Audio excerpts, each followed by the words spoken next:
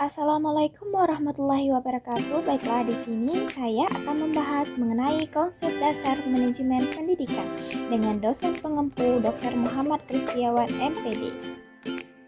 A. Pengertian manajemen pendidikan. 1. Pengertian manajemen. Manajemen berasal dari bahasa Latin dari kata manus yang artinya tangan dan eger yang berarti melakukan. Manajemen merupakan ilmu dan seni dan dalam mengatur, mengendalikan, mengomunikasikan, dan memanfaatkan semua sumber daya yang ada dalam organisasi dengan memanfaatkan fungsi-fungsi manajemen, planning, organizing, actuating, controlling agar organisasi dapat mencapai tujuan secara efektif dan efisien. 2. Pengertian pendidikan. Pendidikan atau education secara semantik berasal dari bahasa Yunani paidagogia yang berarti pergaulan dengan anak-anak. Undang-Undang Sistem Pendidikan Nasional Nomor 20 Tahun 2003 Pasal 1 dan 3. Pendidikan adalah usaha sadar dan terencana untuk mewujudkan sesuatu. Belajar dengan proses pembelajaran agar berstrategi secara aktif, mengembangkan potensi dirinya untuk memiliki kekuatan spiritual keagamaan, pengendalian diri, kepribadian, kecerdasan, dan akhlak mulia, serta keterampilan yang diperlukan dirinya, masyarakat, bangsa, dan negara. 3. Pengertian manajemen pendidikan. Manajemen pendidikan menurut Purwoto adalah semua kegiatan sekolah dari meliputi usaha-usaha besar seperti mengenai perumusan polisi, pengarahan usaha-usaha besar, koordinasi, konsultasi, korespondensi, kontrol perlengkapan, dan seterusnya, sampai kepada usaha-usaha kecil dan sederhana seperti menjaga sekolah dan sebagainya. B. Unsur-unsur manajemen pendidikan. Unsur-unsur manajemen terdiri dari 6M plus 1I menurut Usman dan Henry Foyle 6M, yaitu sebagai berikut. 1. Man atau manusia berperan sebagai manpower dalam organisasi. 2. Material atau barang. Material digunakan sebagai proses produksi dalam suatu perusahaan atau organisasi. 3. Mesin atau mesin merupakan kebutuhan pokok dalam melancarkan jalannya suatu organisasi. 4. Money atau uang. Money atau modal dibagi menjadi dua, yaitu modal tetap berupa tanah, gedung atau bangunan, mesin, dan mobil kerja berupa kas atau piutang. 5. Method atau metode. Pilihan dan penggunaan metode yang tepat digunakan sebagai aturan. 6. Market atau pasar adalah tempat bertemunya penjual dan pembeli untuk mengadakan transaksi. 7. Minute atau waktu merupakan waktu yang dipergunakan dan dimanfaatkan dalam pencapaian visi dan misi suatu lembaga secara efektif dan efisien.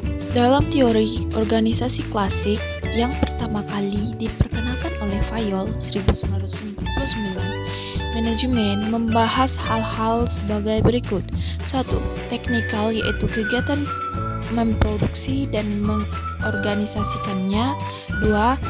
Komersial, yaitu kegiatan membeli bahan dan menjual produk. 3. Finansial, yaitu kegiatan pembelanjaan. 4. Security, yaitu kegiatan menjaga keamanan. 5. Akuntansi, yaitu kegiatan akuntansi.